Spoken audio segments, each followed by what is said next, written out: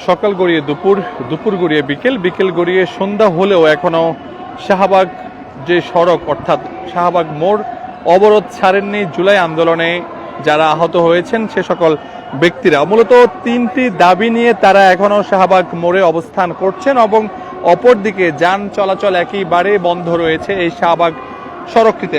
আমরা একটু দেখাই আপনাদের পিছনে এই যে শাহবাগ মেন যে মোড়, সেই মোড়ে কিন্তু যারা জুলাই আন্দোলনে আহত হয়েছিলেন সে সকল ব্যক্তিরা তিনটি দাবি নিয়ে মূলত তারা এখনো সড়কে বসে অবস্থান করছেন এবং তাদের তিনটি দাবি হচ্ছে আওয়ামী লীগকে স্থায়ীভাবে নিষিদ্ধ করা, সেই সঙ্গে জুলাই যে সনদ সেটি সরকার ঘোষণা করা এবং জুলাই আহত যে সকল রয়েছেন তাদেরকে সুচিকিৎসা প্রদান করা। এই তিন দাবিতে তারা কিন্তু এখনো যে শাহবাগ মোড়, সেই শাহবাগ মোড়ে তারা এখনো অবস্থান করছেন। আমরা দেখতে পাচ্ছি এখানে ঢাকার বিভিন্ন জায়গা থেকে যারা জুলাই আন্দোলনে আহত হয়েছিলেন সে সকল ব্যক্তিরা এখানে এসে জড়ো হয়েছেন।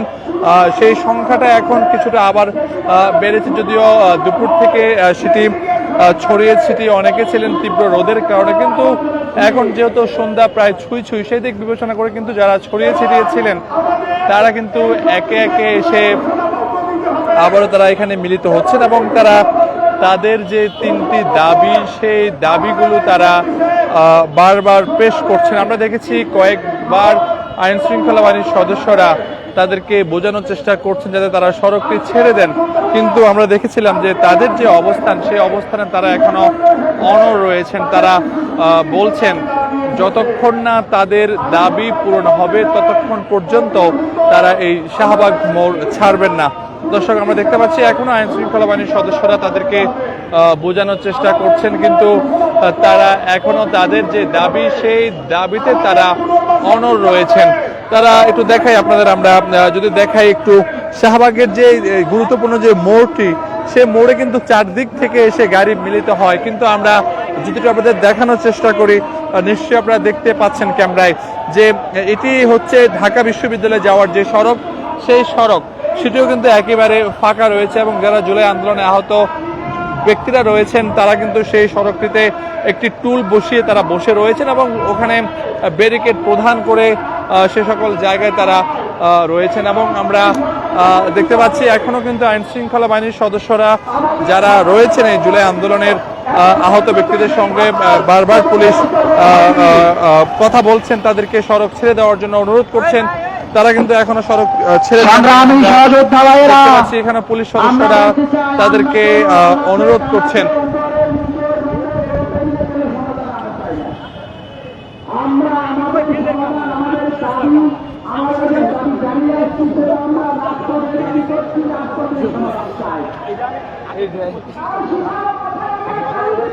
দর্শক, আমরা দেখতে পাচ্ছি এখানে পুলিশের সঙ্গে তারা কথা বলছেন।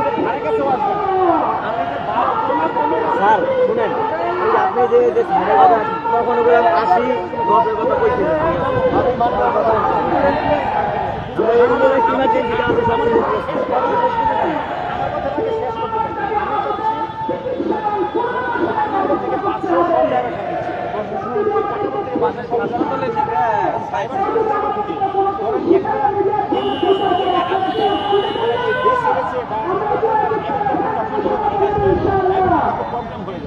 এই হাসপাতালটা গুরুত্বপূর্ণ, আবার ঢাকা ভার্সিটিতে অনেক লোকজন থাকে।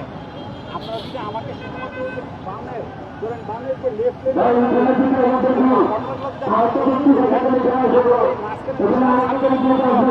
আমার লোক দিয়ে আমি জন্য সমর্থন আমি বাংলা মোড় থেকে শুধু বাসগুলো সরাবো, কাটাবন থেকে বাসগুলো সরাবো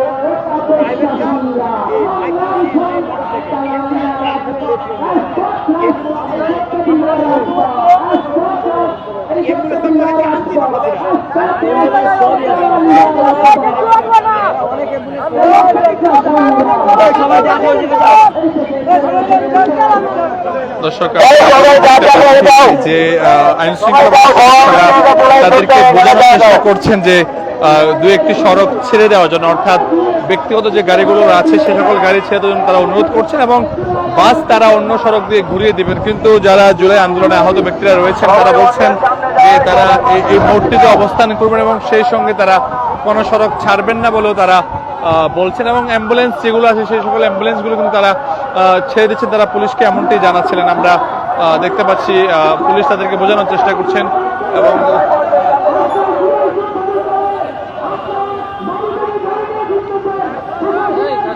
আমরা দেখতে পাচ্ছি আইন শৃঙ্খলা বাহিনীর সদস্যরা তারা তাদেরকে বোঝালেন, এবং তারা কোনোভাবেই না বুঝে তারা তাদের যে অবস্থান সেই অবস্থানে তারা সরে যাচ্ছেন। এবং আমরা দেখতে পাচ্ছি যে আইন শৃঙ্খলা বাহিনীর সদস্যরা তাদেরকে বোঝানোর চেষ্টা করেছিলেন।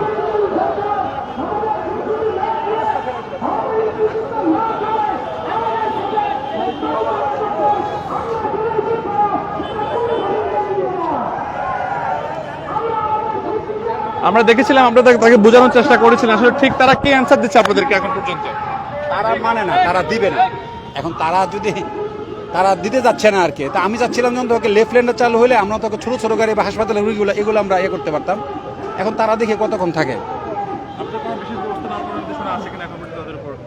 তাদেরকে সরিয়ে দেওয়ার জন্য কোনো ব্যবস্থা নেবেন কিনা এখন পর্যন্ত? না না, এটা আসলে অনেক উপরের ইয়েতে আসলো। আমি এখানে ট্রাফিকের দায়িত্ব, আমি চাচ্ছিলাম যত ওকে লেফট লেনে কিছু গাড়ি আসলে এটা আমি রিকোয়েস্ট করছিলাম। এটা আসলে বেসিক্যালি এটার জন্য যে আমার উপর থেকে কোনো নির্দেশের বিষয় না, আমি আমার মানে এই এলাকার দায়িত্বে যেহেতু সেই মানবিক কারণে আমি ভাবছিলাম যে রিকোয়েস্ট করে তোকে একটা লেফট লেন চালু করে হাসপাতাল বা এদিকে যারা আছে এরা যেন চলাচল করতে পারে, বাট তারা এটা মানে নাই। দর্শক, আমরা কথা বলছিলাম যে ডিএমপির পুলিশ বিভাগে যিনি রয়েছেন তিনি বলছিলেন যে যারা মূলত জুলাই আন্দোলনে আহত হয়েছিলেন, যারা সড়ক অবরোধ করে এই মুহূর্তে শাহবাগ মোড় অবরোধ করে রেখেছিলেন, তারা তাদেরকে অনুরোধ করেছিলেন যে কয়েকটি লেন ছেড়ে দেওয়ার জন্য। কিন্তু যারা জুলাই আন্দোলনে আহত যোদ্ধা যারা রয়েছেন তারা বলছেন যে তারা সড়ক ছাড়বেন না যতক্ষণ পর্যন্ত তাদের দাবি পূরণ হচ্ছে। আমরা কথা বলেছিলাম ডিএমপি পুলিশ বিভাগের এক কর্মকর্তার সঙ্গে, তারা এর আগেও আমরা দেখেছিলাম কয়েকজন ব্যক্তির সঙ্গে যারা এই জুলাই আন্দোলনে রয়েছেন সড়ক অবরোধ করে তারা 3টি দাবি জানাচ্ছেন। সেই দাবির প্রেক্ষিতে পুলিশ তাদেরকে বোঝানোর চেষ্টা করছে, কিন্তু তারা কোনোভাবেই সড়ক ছেড়ে যাওয়ার বিষয়ে সিদ্ধান্ত তারা এখনো দেননি। আমরা দেখতে পাচ্ছি এখনো কিন্তু কার্যত যে শাহবাগ মোড়ের যে গুরুত্বপূর্ণ যে মোড়টি রয়েছে সেই মোড়ে কিন্তু কোনো গাড়ি এসে মিলিত হতে পারছে না, বরঞ্চ আমরা যদি দেখাই আপনাদের নিউ মার্কেট হয়ে যে গাড়িগুলো সেই গাড়িগুলো ভিন্ন সড়ক ব্যবহার করে যাচ্ছেন, এবং অপরদিকে ঢাকা বিশ্ববিদ্যালয়ের যে সড়ক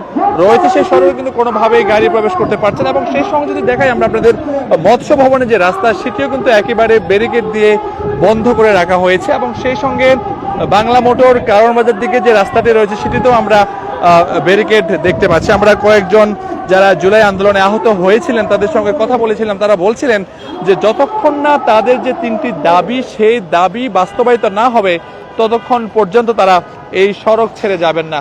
আমরা দেখতে পাচ্ছি এখনো অনেকে ছড়িয়ে ছিটিয়ে রয়েছেন যারা এই দাবিতে অনড় রয়েছেন, অর্থাৎ তারা বলছেন যে আওয়ামী লীগকে স্থায়ীভাবে নিষিদ্ধ করা, সেই সঙ্গে জুলাই যে ঘোষণা সেটি জুলাই সনদ ঘোষণা করতে হবে, সেই সঙ্গে যে সকল জুলাই আন্দোলন যারা আহত হয়েছেন তাদেরকে সুচিকিৎসা নিশ্চিত করতে হবে। তারা এই 3টি দাবি তারা জানিয়ে আসছেন। দর্শক, আমরা কিছুক্ষণ আগে এখানে এসেছিলেন ডিএমপি বিভাগের এক কর্মকর্তা, তিনি তাদেরকে অনুরোধ করেছিলেন, তিনি বলছিলেন যে যাতে সড়কটি তারা ছেড়ে দেন এবং কয়েকটি লেন যাতে উন্মুক্ত করে দেন যাতে ব্যক্তিগত গাড়িগুলো তারা পার করতে পারেন, কিন্তু তারা পুলিশের সেই প্রস্তাব প্রত্যাখ্যান করে তাদের যে দাবি সেই দাবির বিষয়ে তারা এখনো অনড় রয়েছেন।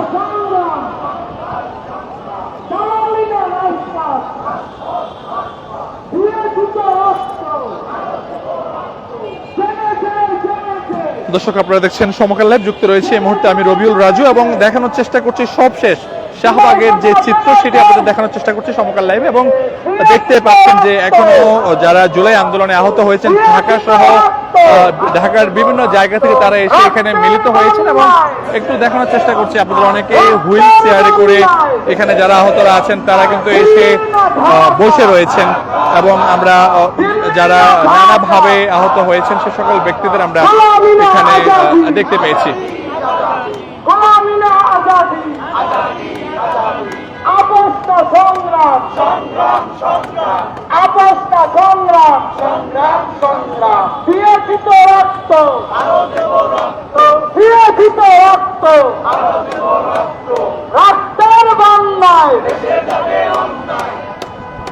সম্মানিত জুলাইজিত ভাইয়েরা, আপনারা যারা আছেন উচ্চতর কর্মকর্তা আসুক বা কেউ আসুক আমাদের সাথে কথা বলতে, দয়া করে কেউ কথা বলতে চাইবে না, ঠিক আছে?